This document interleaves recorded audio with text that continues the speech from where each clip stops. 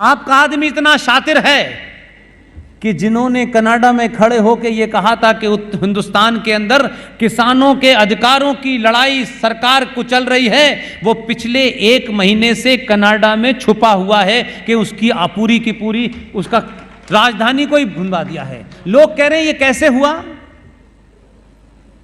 कि जो आदमी दिहाई दे रहा था भारत में किसानों की, वो उसके अपने ही घर में किसानों ने ऐसा घेरा है कि 1 महीने से अंदर है। लोगों को पता ही नहीं है कि आपका एनएसए कब गया था, कब आया। इसलिए चाणक्य पैदा कीजिए, चाटुकार पैदा मत कीजिए। यह देश चाणक्य का है, यह भगवान राम का है, जिस भगवान राम की कथा सुना सुना करके हमें पागल बना दिया है।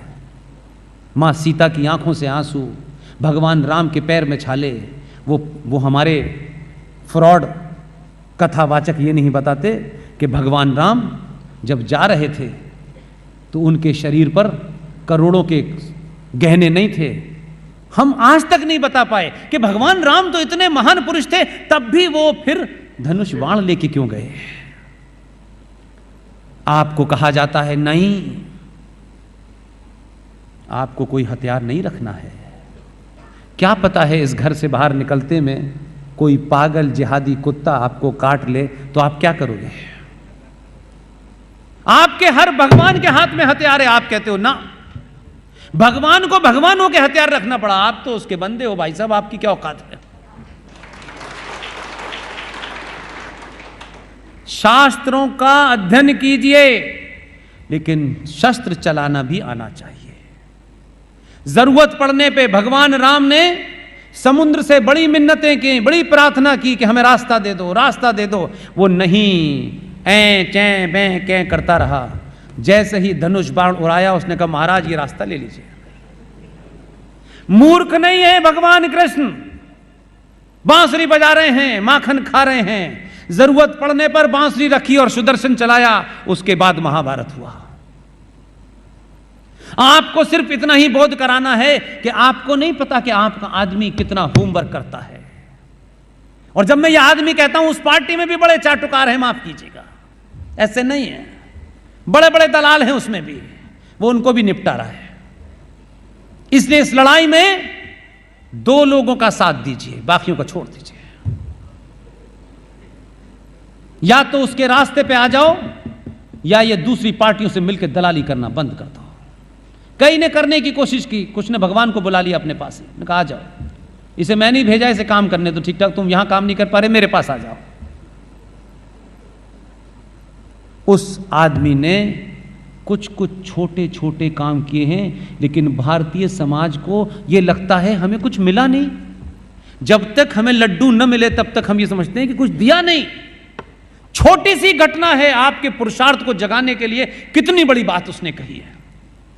और उसने कहा नहीं, ऐसे कर दिया।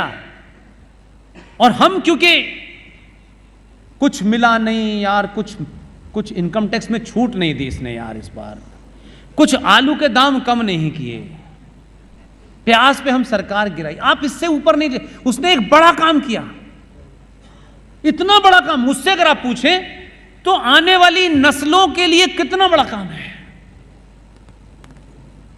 2014 का काम है। मैं आज आपको 2022 में इसलिए बता रहा हूं कि आप गुजराती हैं, कम से कम यहां से बातें जानी चाहिए।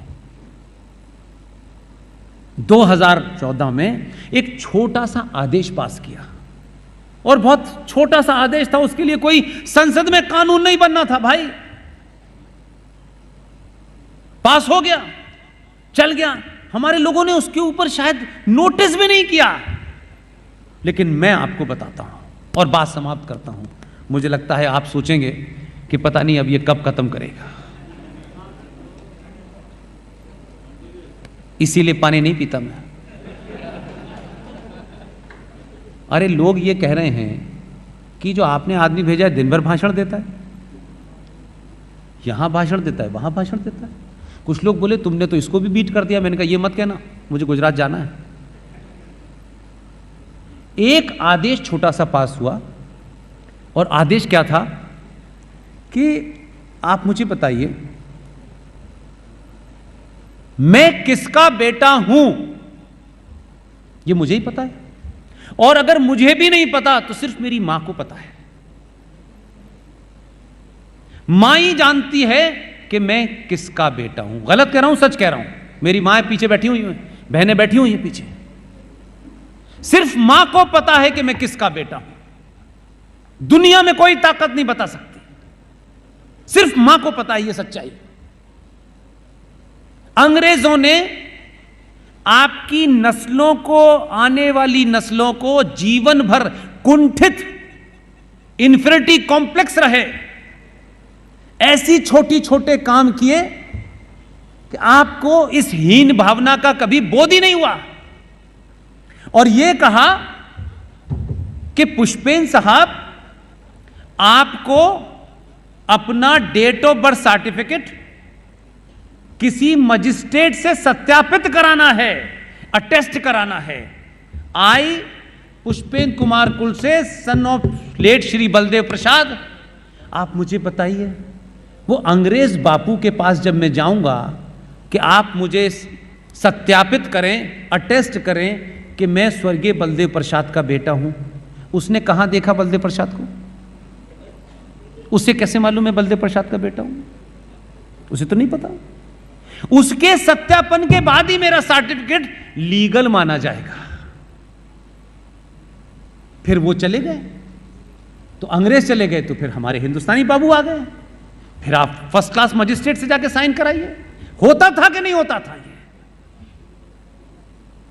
उसने एक ही छोटा सा आदेश निकाला, भारत के नागरिक को अपना सर्टिफिकेट खुद ही सत्यापित करना है कि मैं किसका बेटा हूं, किसी दूसरे की आवश्यकता नहीं है। कोई ऐसा ही होगा, कोई भयानक ही ऐसा होगा, उसके लिए डैश डैश कह रहा हूं मैं, जो अपने बाप का नाम भी गलत लिखते हैं।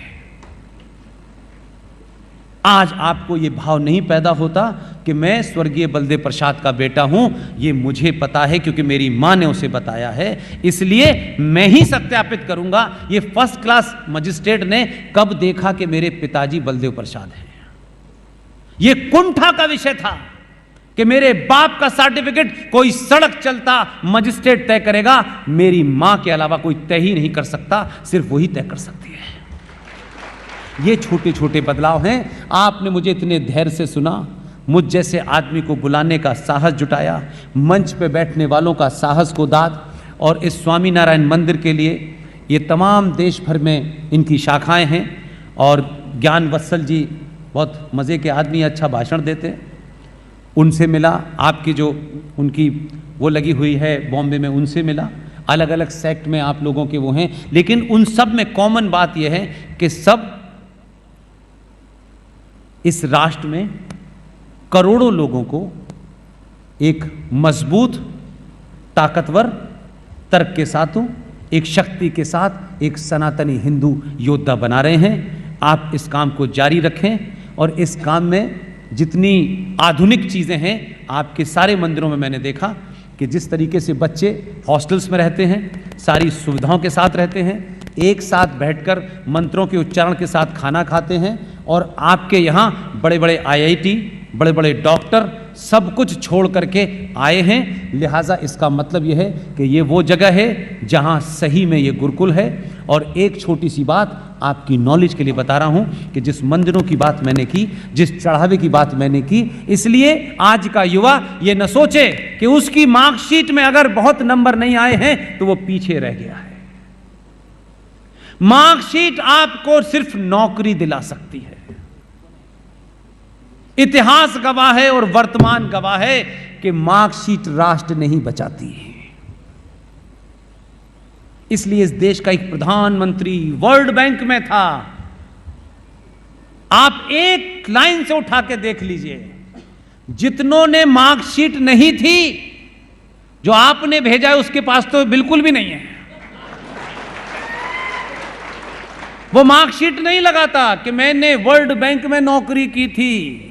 जिसके पास मार्कशीट नहीं थी उन्हीं ने राष्ट्र बचाया, और जिनके पास मार्कशीट थी उन्होंने ही राष्ट्र बेचा। ये ध्यान रखिए। इसलिए मेरे युवाओं, मार्कशीट की जरूरत सिर्फ उतनी है कि नौकरी हो, नौकरी हो, कुछ खाना हो, कुछ पीना हो, कुछ मकान हो, मकान 10 कमरों का होगा, उसका कुछ फर्क पड़ने वाला नहीं है। दुनिया में बड़े बड़े लोग एक कुटिया में रह करके उन्होंने क्रांति कर दी। ये तय करें कि आपको अपना घर बनाना है या राष्ट्र बचाना है। इसलिए इस मुहिम को जिंदा रखें। मेरी बात को जो अच्छी लगे वो ले, अगर इसमें भी कोई मन में शंका हो तो यहां जो भी बैठा हुआ है, मेरा email address Pushpendra Delhi 01, Pushpendra Delhi 01 मेरा ईमेल एड्रेस है।